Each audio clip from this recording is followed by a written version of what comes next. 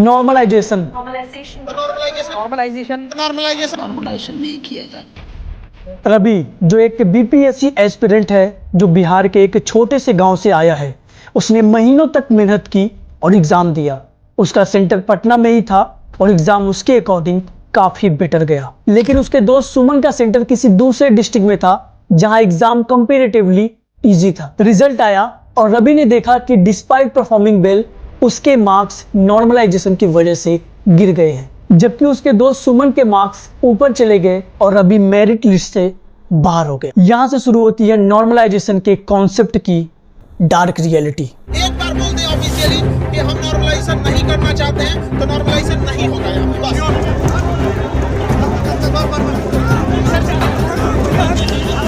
हम लोग को नॉर्मलाइजेशन नहीं चाहिए, नॉर्मलाइजेशन रद्द करें, हम लोग वापस चले जाएंगे।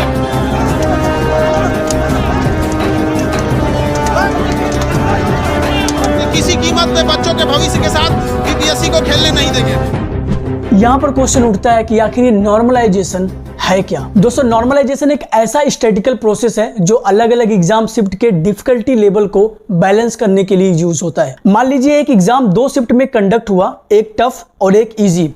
टफ शिफ्ट वाले स्टूडेंट का डिसएडवांटेज ना हो, इसलिए नॉर्मलाइजेशन किया जाता है। ये कॉन्सेप्ट सुनने में फेयर लगता है, लेकिन असली प्रॉब्लम तब शुरू होती है जब इसका गलत इंप्लीमेशन होता है। जैसे भी पिछले साल का एग्जांपल ले तो 2023 के बीपीएससी एग्जाम के रिजल्ट में पटना के एक शिफ्ट में डिफिकल्टी लेवल ज्यादा था और दूसरी शिफ्ट में कंपैरेटिवली इजी था। अब इस नॉर्मलाइजेशन रूल के बाद जो टफ शिफ्ट के स्टूडेंट होते हैं, उनको जस्टिफाई स्कोर नहीं मिलता। और ऐसा सिर्फ पिछले साल ही नहीं हुआ था, बल्कि ऐसे केसेस हर साल सामने आते हैं। लेकिन इसका कोई सोल्यूशन अब तक नहीं मिला है। यहाँ पर एक बात समझना जरूरी है कि ये सिर्फ एक टेक्निकल प्रॉब्लम नहीं, बल्कि ये एक सिस्टमिक इशू है। और इसी इशू को लेकर खान सर और हमारे और आप जैसे हजारों स्टूडेंट मिलकर मजबूरी में ये प्रोटेस्ट कर रहे हैं। अब देखो, बेसिकली नॉर्मलाइजेशन 3 स्टेप के थ्रू होती है। Step first, average mark calculation. हर शिफ्ट के एवरेज मार्क्स निकाले जाते हैं, मतलब उस शिफ्ट के सभी स्टूडेंट के मार्क्स को ऐड करके टोटल जितने स्टूडेंट ने एग्जाम दिया है उससे डिवाइड करते हैं। And step 2, standard division. Standard division का यूज होता है ये चेक करने के लिए कि मार्क्स किस रेंज में वेरी कर रहे हैं। एंड जो थर्ड स्टेप है वो सबसे ज्यादा इंपॉर्टेंट है, एडजस्टमेंट। हर शिफ्ट के डिफिकल्टी लेवल को ध्यान में रखते हुए एक फार्मूला लगाया जाता है। ये वो फार्मूला जिसका यूज करके नॉर्मलाइजेशन किया जाता है। मतलब अगर आपके शिफ्ट का पेपर टफ था तो आपके मार्क्स में एक्स्ट्रा पॉइंट ऐड हो जाएंगे, और अगर आपके शिफ्ट का पेपर इजी था तो आपके पॉइंट कम भी हो सकते हैं। एंड सबसे इंपॉर्टेंट सवाल जिसको लेकर हजारों स्टूडेंट दिन को धूप में और रात को ठंड में तड़फ रहे हैं, क्या नॉर्मलाइजेशन फेयर है? पटना के एक केस को ले लीजिए। एक स्टूडेंट जिसका रॉ स्कोर 120 था, लेकिन नॉर्मलाइजेशन के बाद उसका फाइनल स्कोर 95 हो गया। मतलब उसकी मेहनत और उसकी परफॉर्मेंस एक मैथमेटिकल फार्मूले की वजह से 0 हो गई। मतलब आप इसको इस तरह भी समझ सकते हो कि अगर एक टफ शिफ्ट का टॉपर और एक इजी शिफ्ट का टॉपर सेम फार्मूले से स्केल होता है, तो इसका मतलब है कि इंडिविजुअल एफर्ट का वैल्यू खत्म हो गया है। बिहार पब्लिक सर्विस कमीशन के एग्जाम में यह सिस्टम उन केसेस में अप्लाई होता है जहां एग्जाम मल्टीपल शिफ्ट में कंडक्ट होता है, जैसे प्रीलिम्स एग्जाम्स। लेकिन यहाँ पर सबसे बड़ा सवाल है कि क्या यह सिस्टम सच में सही ढंग से काम करता है या नहीं। इस चीज को सही से समझने के लिए हमें दोनों पर्सपेक्टिव को ध्यान से देखना होगा। जो लोग नॉर्मलाइजेशन सिस्टम को सपोर्ट करते हैं, उनका कहना है हर स्टूडेंट के साथ इक्वल ट्रीटमेंट होता है, चाहे उसकी शिफ्ट इजी हो या टफ। ये सिस्टम मैन्युअली एरर्स या डिफिकल्टीज बेस को मिनिमाइज करता है। नॉर्मलाइजेशन इंश्योर करती है कि सबके परफॉर्मेंस एक स्टैंडर्ड स्केल पर एवल्यूएट हो, लेकिन असल में चीजें इसके बिल्कुल उल्टा हो रही हैं। कई बार स्टूडेंट को लगता है कि उनके स्कोर आर्टिफिशियली लो कर दिए गए हैं, even after good performance. And ये कैसे डिसाइड होता है कि कौन सी शिफ्ट इजी थी एंड कौन सी टफ? ये सब्जेक्टिव भी हो सकता है।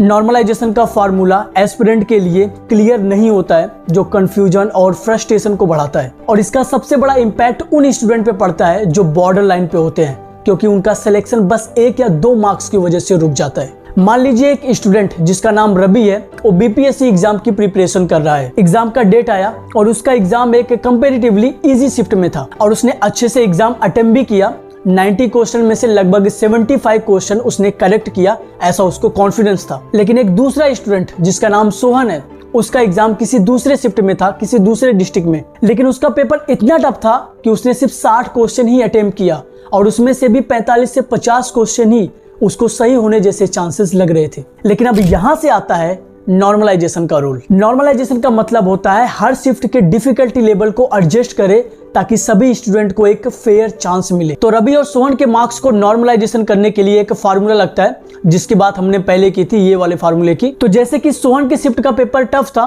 तो उसके मार्क्स आर्टिफिशियली बढ़ाए गए और रवि के मार्क्स थोड़ा कम किए गए क्योंकि उसका पेपर इजी था। अब रिजल्ट का दिन आया और रवि को लगा कि उसने अच्छा परफॉर्म किया होगा क्योंकि उसने 75 क्वेश्चन तक किए थे। लेकिन जब फाइनल मार्क्स आया तो रवि के होश उड़ गए।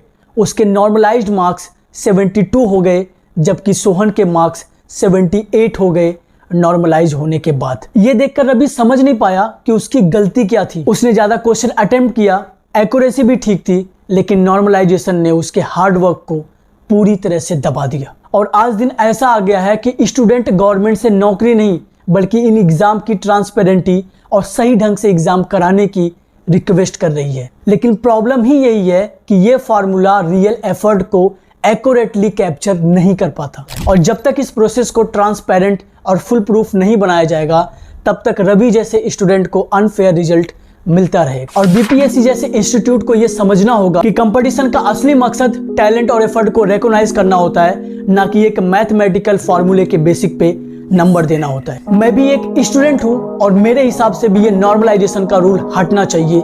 मैं भी खान सर के साथ हूं। Thank you so much, goodbye. Let me take you back to a time when love was as precious as diamonds, where if you search you would find it.